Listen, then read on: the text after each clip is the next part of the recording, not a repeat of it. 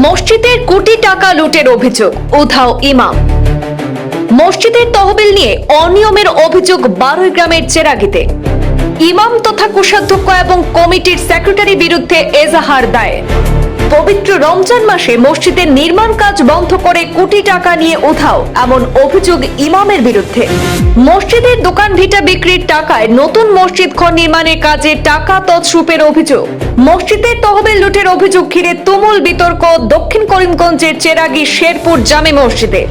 মহল্লাবাসী হিসাব চাইলে বিভাজন সৃষ্টি করে ফায়দা তোলার অপচেষ্টার অভিযোগ ইমামের বিরুদ্ধে। এজাহার দায়ের হওয়ার পরেও হিসাব দিতে অনীহা দেখানোর অভিযোগ অভিযুক্ত ইমাম এবং সেক্রেটারির বিরুদ্ধে।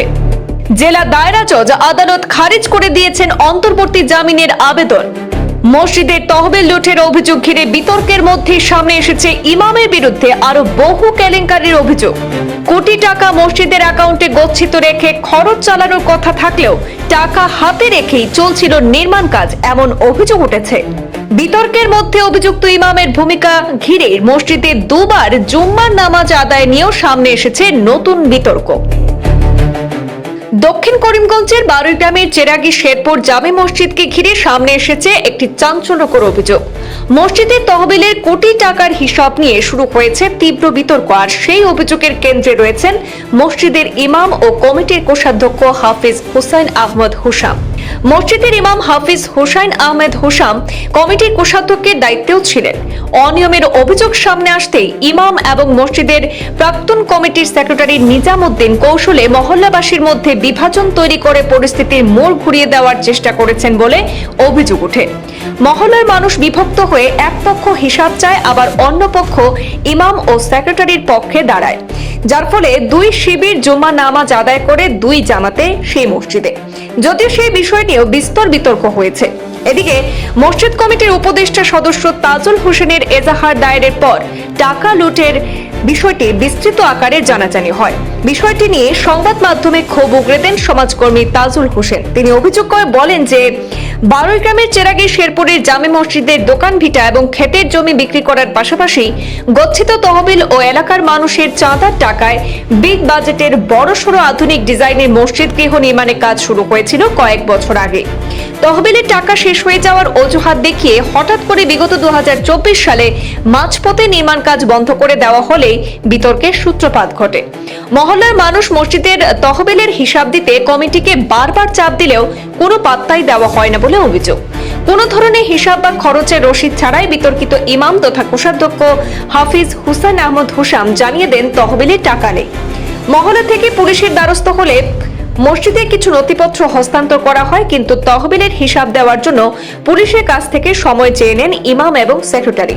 পুলিশি হস্তক্ষেপেও হিসাব না পাওয়ায় পরে পুলিশি পরামর্শে ইমাম তথা কোষাধ্যক্ষ হাফিজ হুসাইন আহমদ হুসাম এবং প্রাক্তন সেক্রেটারি নিজামউদ্দিনকে অভিযুক্ত করে এজাহার দায়ের করেন উপদেষ্টা কমিটির সদস্য তাজুল হোসেন।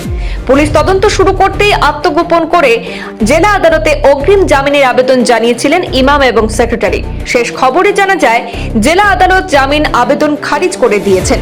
এদিকে স্থানীয়দের একাংশের মতে অভিযুক্তরা আত্মপক্ষ সমর্থনের সুযোগ পেলেও আইনি প্রক্রিয়া স্পষ্ট ব্যাখ্যা না দেওয়ায় আর্থিক অনিয়মের অভিযোগ আরো জোরালো হয়েছে।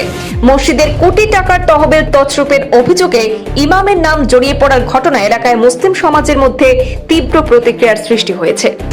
শেরপুর জামে মসজিদের ইমাম ও কোষাধ্যক্ষ হাফিজ হুসাইন আহমদ ও সেক্রেটারি নিজামউদ্দিন শেরপুর জামে মসজিদের নির্মাণ কাজের দায়িত্বে থাকা অবস্থায় মসজিদের দোকান বিটাগুলি বিক্রি করিয়া প্রায় 1 কোটি টাকার আর্থিক কেলেঙ্কারি করছে। মসজিদের কাজ বন্ধ থাকায় আমরা আমসায়ার মানুষ তারা জিজ্ঞার করছিলাম যে কাজ বন্ধ কিতার লাগে। তারা কইছে টাকা শেষ হয়ে গেছে। আমরা কইলাম যে হিসাব দেও। আজকে 2 বছর তো গিয়া আমরা হিসাবের জন্য বিভিন্ন সময় আমরা চাপ সৃষ্টি করিয়া আইছি। হিসাব দেওয়ার লোকে এরা হিসাব দিছে না। গ্রামের মানুষের মধ্যে ডিভাইড এন্ড রুল পলিসি করিয়া জগলা বিবাদ লাগাইবার চেষ্টা করছে। শেষ পর্যন্ত আমরা প্রশাসনের দ্বারস্থ হয়েছি। প্রশাসনে কেস রেজিস্টার করছে। পরবর্তীতে তারা বাগি গেছে। বর্তমানে আত্মগোপন থাকা অবস্থায় জেলা ম্যাজিস্ট্রেটের কাছে তারা অ্যান্টিসেপ্টিক বেইলের লগে আবেদন করলা। মহামান্য আদালত কেস ডায়েরি দেখিয়া তারা বেল পিটিশন খারিজ করছে। হাফিজ হুসাইন একজন দুর্নীতিগ্রস্ত মানুষ।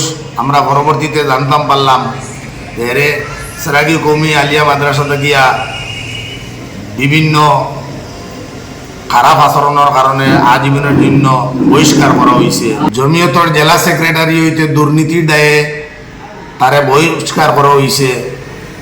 এমনকি আসিমগঞ্জ কৌমিয়া মাদ্রাসা থেকেও তারে বরখাস্ত করা হয়েছে।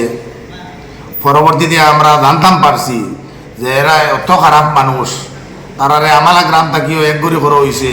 পাশর আমসায়া কাসিমপুরও গিয়া তারা আমসায়াদারি করলে ওখান থেকেও তারারে একগরি করা হয়েছে।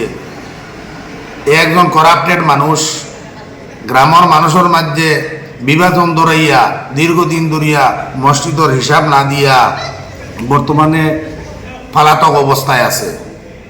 আমরা গ্রামের মসজিদের সম্পদ বিক্রি করিয়া প্রায় 1 কোটি টাকার আর্থিক তসরুফ করছে। বর্তমানে মসজিদের কাজ বন্ধ, ফান্ড শূন্য। মসজিদের অ্যাকাউন্ট থাকা অবস্থায় তার এত সারা টাকা রাখছে, রাখিয়া হে নিজে কাজ করাইছে, অ্যাকাউন্টও কোনো পয়সা রাখছে না। পুলিশ প্রশাসন প্রথমে রেকর্ডগুলা সিজ করছেন, পরবর্তীতে ব্যাংক অ্যাকাউন্টও সিজ করছেন, ব্যাংক অ্যাকাউন্ট ফ্রিজও করছেন।